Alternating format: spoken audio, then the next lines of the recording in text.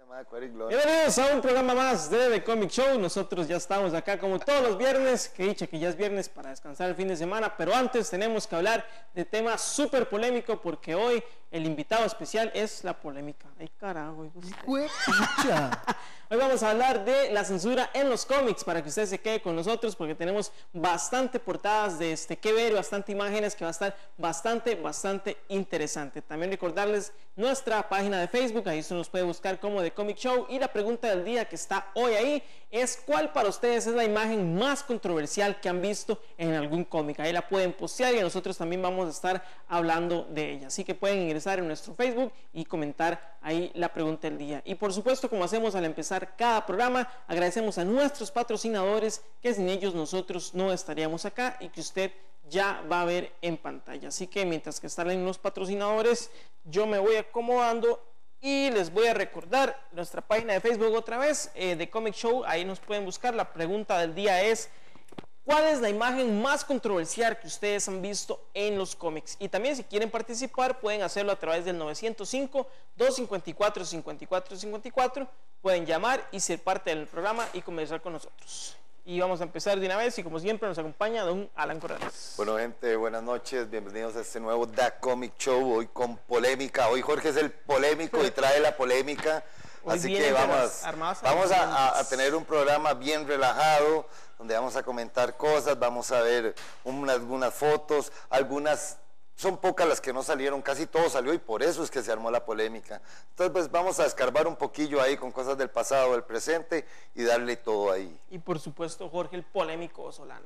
Bueno, buenas noches. Sí, el programa fue una propuesta mía, salió a partir de un cómic que yo adquirí cuando Boom Shop existía aquí en Costa Rica.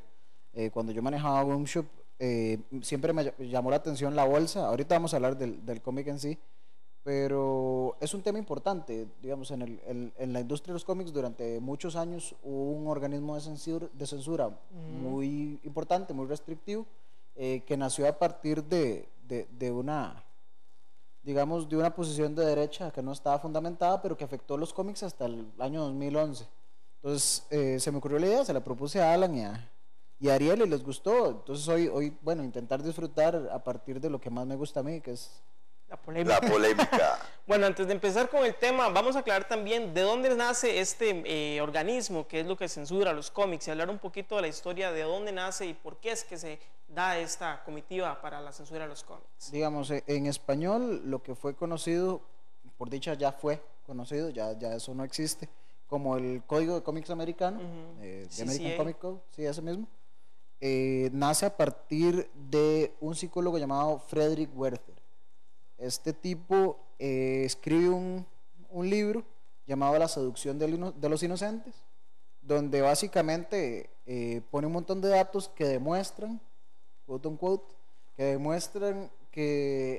los cómics son un peligro para la juventud y que los va a convertir en una suerte de psicópatas, pervertidos, violadores de todo tipo, ¿verdad? Que cualquier vicio de la sociedad se transmite a través de la pérdida de tiempo que son los cómics. El MAE lo hace a través de datos, escribe un libro entero que tiene un montón de alcance, y eso provoca, digamos, el establecimiento del código. No es la primera vez que pasa esto. Cada vez que un medio nuevo se introduce, siempre primero es satanizado, porque primero no es comprendido por las personas que no lo viven como generación de partida. Tal vez nosotros lo vimos incluso con la televisión, la tele es mala y todo. Cuando el internet se empezó a propagar, el internet es malo, es diabólico, todo era diabólico. Bueno, aquí en Costa Rica, bueno, ni hablar de la persecución que hubo respecto a las series de televisión y todo, épocas de Dragon Ball, Goku significaba como señor satánico, ven a mí, una vaina así. Cuando abiertamente se decía Satán. Y yo tenía que bajar el volumen al tele porque si mi mamá me escuchaba. Toda mi infancia, yo veía los Caballeros del Zodiaco muting, sí. Porque, Caballeros del Zodiaco, ¡el rayo diabólico! Uno sale salió Fénix, ahora sí, cada vez que sale Fénix, su saga, uno sabe que ya perdió, ¿verdad? Y que no lo van a dejar ver la vara. Digamos, hubieron épocas de un oscurantismo acá cuando Costa Rica es una nación sin padre, para ponerlo en términos freudianos. Costa Rica es una nación sin padre, es una nación que no tiene padre religioso desde que el padre Minor fue desacreditado, no tiene un padre, digamos, deportivo, porque no tenemos un representante deportivo destacable que tenga, Pero ya tal vez tenemos el a Keylor Navas. Ma, te voy a matar. No tenemos padres científicos, desde Clodomiro, desde Franklin Chan no tenemos nada. Clodomiro Picado, pero... Sí, desde Clodomiro Picado no tenemos Franklin Chan nada, y está vivo, a Franklin Chan a todo mundo ya lo olvidó. Costa Rica hace mucho tiempo que no tiene nada de eso. Hubo una época en la que sí éramos dirigidos por figuras específicas que comandaban algún tipo de respeto, incluso si no era un respeto merecido, y cuando el padre Minor estaba acá la gente le hacía caso, y Radio María era una cosa grandísima, y cuando el MA dijo que los pitufos eran imps infernales, etc. Igual los pitufos pasaron, el gran escándalo del padre Minor, pero no podemos decir la otra razón política que había detrás de eso, por razones de demanda. Sí, no. Pero como se satanizaron las Pepsi Cards, fue una vara increíble, y específicamente era la tarjeta de Mephisto y donde agarran la del Punisher 2099, donde cuentan la historia. No, la locura de Venom. Pero ahí donde decía, donde no me acuerdo si era la del 2099 o la de Frank Castle, donde decía que él estaba por encima de la ley, y eso ya la ayudó a la parte política. Duré como un mes convenciendo a mi mamá para que me dejara comprarme un paquete de las Pepsi Cards. Dice, está bien, comprate uno, me lo compro. Y la primera tarjeta que saco es la Bruja Escarlata, así. ¡Tome! Se lo merece. Y yo, Daisy, arruinado. vamos a la basura. Ni hay chance que se lo quiten. Sí, nada más. Pero, man, o sea, digamos, yo recuerdo claramente la directora de mi escuela haciendo una conferencia pública sobre cómo Jean Grey estaba promoviendo al sexo y unas varas, y nosotros, ¿qué es el sexo? yo estaba primero escuela, ¿verdad? Maestra, ¿qué carajo está hablando? ¿Quién es Jean Grey? Yo no tengo eso. Pero bueno, pero deme 10. ese tipo de circunstancias se dieron, bueno, en Estados Unidos se dieron súper fuerte a partir de la creación del cómic americano. Este tipo, Frederick Werther, escribe este libro, y básicamente no se crea un código que ligaba legalmente a las compañías de cómics, sino que se crea, digamos, como un código de conducta de contenido que la gente tenía como que respetar, y que cada tienda decidía si distribuir o no un cómic que tuviera el sello o no. Vean, les voy a leer unos puntos que establecen ese reglamento para que ustedes vean lo casi, o sea, si ese reglamento estuviera hoy, prácticamente no podríamos tener cómics. No podríamos leer nada. Vea, son un montón, pero solamente los primeros. Los crímenes nunca serán presentados de modo que creen simpatía por el criminal, promuevan desconfianza de las fuerzas de seguridad o inspiren desear imitar a los criminales. O sea, el Joker jamás lo haría. Lo hubiera puesto. Usted no puede hacer que no podría ver películas de Quentin Tarantino y Robert Rodríguez, definitivamente. Por eso, ya, si usted anduviera como el Joker, ya ese cómic murió. Arruinado. Si el crimen es representado, lo será como una actividad sórdida y desagradable. O sea, no quiero robarme. No, jamás, siempre tiene que verse así como hiper desagradable. Jamás se puede ver que usted disfrute como la vida. Parte de eso, recuerden lo que costó que entrara el romanticismo del género gángster es imposible.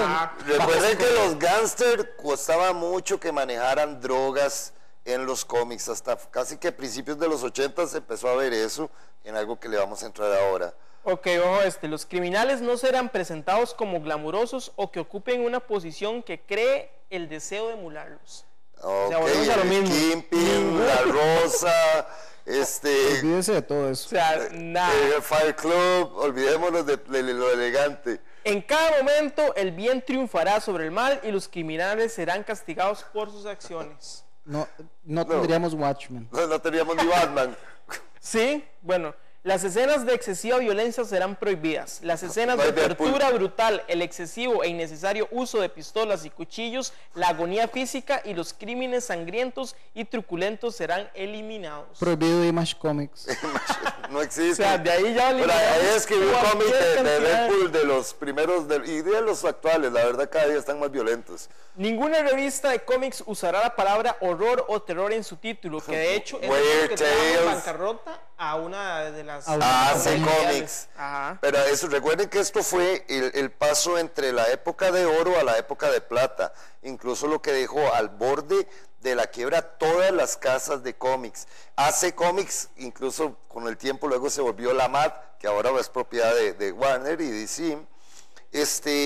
Todo esto fue antes de arrancar Marvel ya en la edad de plata con Fantastic Four, porque aquí, incluso en varios documentales, cuando Stan Lee, Jack Kirby comentan estas cosas, ellos no iban a una fiesta y se presentaban y nunca decían mi nombre es fulanito de los cómics, ¿no? Ellos ocultaban porque se avergonzaban, porque esto tuvo repercusiones fuertes en el mismo Senado estadounidense. Sí, y los, obviamente, ultraderechistas moralistas estaban en ese momento también en casa de brujas de comunistas y todo, y si te acusaban de algo y no tenía nada que ver con eso, eras comunista. Entonces, incluso Stan Lee, antes firmaba como Stanley, con su nombre completo, y luego ya cuando él decidió que ya le pelaba todo, y lo último que iba a hacer era Fantastic Four, no esperaban la bola de nieve de lo que vino, pero ya estaban hartos de todo lo que había provocado con el cierre de AC Comics, y no era Alan Comics, no, AC Comics, pero era también por la época, estaba la cultura pop muy fuerte en la parte de los vampiros, demonios, hombres lobo, y se aproximaba algo que iba a ser muy fuerte en el mundo de los cómics, y ahora incluso las portadas son bastante fuertes, lo que era, bueno, de Harris Vampirella. Vampirella incluso se obligó a que fuera en blanco y negro. Cada pieza de Vampirella de esas no baja de $300, son súper coleccionables. Ya había pasado, bueno, de estos títulos, Weird Tales, que también tenían, incluso eran las de AC, y de ahí pasaron algunos títulos a DC, pero ya no se podían poner los horror, funny histories, ni cosas así por el Bueno, hablando de eso mismo, de lo que has hablado, hay un punto específico sobre no representar vampiros, de hecho, aquí zombies. Las escenas que traten lobos, con instrumentos asociados con muertos vivientes, tortura, vampiros y vampirismo, ghouls, canibalismo y licantropismo están prohibidas. Y eso era el fuerte en los 50s, porque había decaído después de la guerra el interés ya en los superhéroes, y empezaba, bueno, la era del átomo, ya empezaron a buscar incluso un fiel gran representante del cine, Edward Wood Jr., ya trabajaba con The Bride of the Atom, ya venía con hombres lobo cruzados con tecnología, extraterrestres, y el cómic lo aceptó porque tenía un público, el público, digamos, infantil, a medias, que leía este tipo de cómics, también quería cine. Entonces les empezaron a dar eso, el cómic fue creciendo hasta que pasó todo este escándalo y empezaron a tirar abajo la industria, porque si querés seguir leyendo las normas, algunas llegaron al punto ridículo de los ultraconservadores. Ojo las ilustraciones sugerentes o libidinosas o en poses sugerentes son inaceptables. Bueno, al día de hoy recién pasó una absurda, que ahora la vamos a ver, que es la de Mila Manaro. Eso, pero si no agarra una portada de Vampirella de los 90s, o están las photocovers, más sugerente que eso, 20 que esta pieza de Mila Manaro, lo que hizo fue para que esa variante... Primero era una variante, usted no la tiene que obtener si no quiere. Pero bueno, ahorita cuando yo... O sea, eso fue lo que más me intrigó de esa. No, y lo peor... Vamos a hablar lo que disparó el precio de ese cómic. Esa variante es de las variantes más caras de los últimos años, cortesía de esas cosas absurdas. Ahorita vamos a hablar de cada caso, pero digamos, si usted obtiene una portada de Milo Manara y espera que no sea sugerente, usted tiene dificultades cognitivas. Es que, por supuesto, es un artista erótico. El MAE es conocido en especial por ser un artista erótico. Se espera que el MAE suelte su especialidad cuando por fin hace un brete mainstream, ¿verdad? Las mujeres serán dibujadas realísticamente sin exageración de ninguna cualidad física. Pero dígale a Rob Liefeld y hablemos un poco de los trabajos de Lee. No existiría el manga ni el anime. Pero es que eso sería en lo que es de Abo. Pero cuando ves los cómics de X-Men, de Jim Lee, ves los New Mutants de Rob Liefeld o los X-Force, ves trabajos de Jim Valentino, bueno, mucha gente habla del sexismo de los cómics porque las mujeres son así boobies, así rabo y esas cinturitas, sí, pero digamos, y los maes no son así bichos. ¿Ustedes conocen del movimiento de la iniciativa Hawkeye? ¿Alguna vez supieron sobre eso? No. Okay. Esa vara fue una vara que se hizo hace como 2 años, que fue chivísima, que era para visualizar, para hacer visible el sexismo en los cómics. Lo que hacían era, digamos, usted agarraba cualquier portada donde estuviera alguna mujer en una posición sugerente o no, y usted, o sea, lo que se instaba era que los dibujantes hicieran la misma portada sustituyendo a la mujer por Hawkeye. Entonces usted veía cómo usted ya había normalizado ver a las mujeres en posiciones sugerentes y en posiciones, digamos, inmorales, mientras que a los más no, porque cuando usted ve las portadas, ahí usted dice, ¿qué tiene malo? O sea, realmente no entiendo, ¿verdad? Ahí está Black Widow, sí, enseñando Darkseid, que es la vara. Y después usted pone, cuando algún mae fino dibujaba bien a Hawkeye, pero en la misma posición, usted decía, oh, entiendo. Entonces fue una iniciativa muy chiva. Aquí en Costa Rica hubieron varios intentos. Boom Shop promovió que lo hiciéramos. Todos hicimos ahí nuestro intento. Tal vez todavía quedan algunas copiecillas de los dibujos, pero fue una iniciativa interesante para visualizar que el sexismo sí existe. Digamos, ahora una de las portadas que vamos a ver es la primera de Catwoman New 52, que fue... Bueno, los demás puntos casi que todos son referentes a algo de sexo. O sea, que está casi que prohibido absolutamente todo lo relacionado en eso sí tiene desnudez, todo, pero absolutamente todo. Al día de hoy, bueno, en el cómic independiente es muy normal lo que es el lectura para adultos, pero en el cómic actual, por ejemplo, hablando con John Teams, él nos contaba que él puede poner, digamos, un Deadpool arrancándole la cabeza a un tipo, pero no puede dibujar un pezón. Sí. La doble moral del sexo es increíble en Estados Unidos. En Estados Unidos es ahora rampante, porque la violencia ahí está institucionalizada, porque el asunto de la distribución de armas y bueno, con todos los desastres que se siguen ocurriendo, ¿verdad? Porque la gente pone atención cuando hay una matanza en una escuela, pero porque toca una fibra emocional cuando mueren jóvenes, etcétera. Pero técnicamente en Estados pasa una matanza masiva cada 2 días. No salen las noticias porque no toca tanta fibra emocional, pero estadísticamente sí, ya viendo las noticias y cuando uno lee los artículos uno lo nota.